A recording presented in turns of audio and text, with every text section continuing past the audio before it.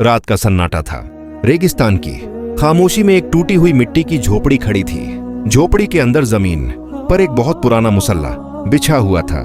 Narrator गंभीर आवाज, अल्लाह अपने बंदों को वहां से देता है जहां से इंसान का वहम व गुमान भी नहीं पहुंच सकता, मगर शर्त यह है कि बंदे का यकीन पहाड़ से ज्यादा मजबूत हो। एक दौर था जब इस वीरान रेगिस्तान में एक बुजुर्ग माँ और उसका मासूम बेटा रहते थे। घर में न कोई कमाने वाला मर्द था और न ही रोजी का कोई जरिया। अगर कुछ था तो बस अल्लाह की जात पर वो उम्मीद जो कभी टूटती नहीं। माँ वुजू करके मुसल्ले पर बैठी है, हाथ में तस्बीह है और उसका बच्चा भूख से तड़प रहा है। नरेटर, वो तहज्जुद का वक्त था। चारों तरफ सन्नाटा छाया हुआ था। बेटा भूख से बिलख रहा था। उसकी सूखी जुबान पर सिर्फ पानी की तलब थी। माँ का कलेजा फट रहा था, मगर उसने किसी इंसान के आगे हाथ नहीं फैलाया। उसने वुजू किया, सजदे में सर रखा और वो दुआ मांगी जो अर्श को हिला दे। माँ रोती हुई आजिज आवाज में, या रज्जाक, ऐ रोजी देने वाले, या वहाब, ऐ देने वाले, तेरे खजाने तो जमीन और आसमान में भरे पड़े हैं। मेरे मालिक, मैं तेरी अदना सी बंदी हूं। अगर तू मुझे भूखा रखना चाहता है तो मुझे सब्र दे, लेकिन मेरे बच्चे की ये हालत मुझसे देखी नहीं जाती। अपने गैब के खजाने से हमारी मदद फरमा, हमें किसी गैर के आगे रुस्वा न कर। नरेटर, अचानक हवा तेज हो गई। रेगिस्तान की रेत उड़ने लगी। अभी दुआ के अल्फाज होंठों पर ही थे कि कुन फयाकुन का वक्त आ गया। अल्लाह ने हवाओं को हुक्म दिया और अंधेरे को चीरता हुआ एक बड़ा उकाब आसमान से नीचे उतरा। वो कोई मामूली परिंदा नहीं था, वो अल्लाह की तरफ से भेजा गया एक जरिया था। उसके पंजों में एक चमकती हुई पोटली थी। उसने वो पोटली सीधे उस दरवाजे पर गिराई जहां अंदर अल्लाह का जिक्र हो रहा था।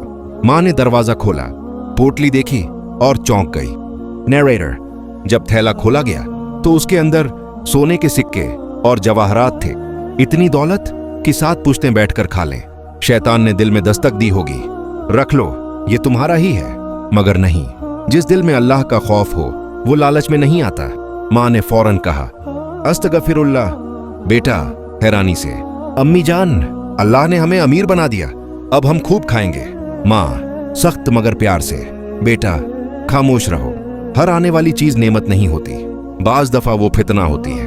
हम भूखे मर सकते हैं मगर हराम का एक निवाला अपने पेट में नहीं डाल सकते। माँ ने सिर्फ चंद सिक्के निकाले और बाकी थैला बंद कर दिया। नरेटर, उस अजीम खातून ने उस दौलत को अपनी जागीर नहीं समझा। उसने सजदा शुक्र अदा किया और कहा, या अल्लाह, अगर ये तेरा रिज़्क है तो इसमें बरकत दे, और अगर ये आजमाइश है तो हमें महफूज रख। उसने सिर्फ उतना लिया जितना उस रात की भूख मिटाने के लिए काफी था। बाद में मालूम हुआ कि वो दौलत एक जालिम बादशाह की थी जो मर चुका था।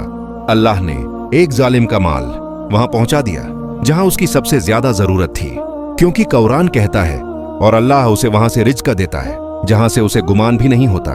सूरह अत-तलाक। वक्त गुजरा, वो लड़का अब बड़ा हो चुका है, चेहरे पर दाढ़ी है, आंखों में नूर है, वो लोगों की मदद करता है। नरेटर, आखिरी असरदार आवाज, वो बच्चा जिसे उसकी माँ ने हराम से बचाया और हलाल पर पाला। आगे चलकर दुनिया ने देखा कि कैसे अल्लाह ने तंगी को खुशहाली में बदल दिया। अपनी परेशानियों को अल्लाह के हवाले कर दो, वो बेहतर नहीं बेहतरीन करेगा।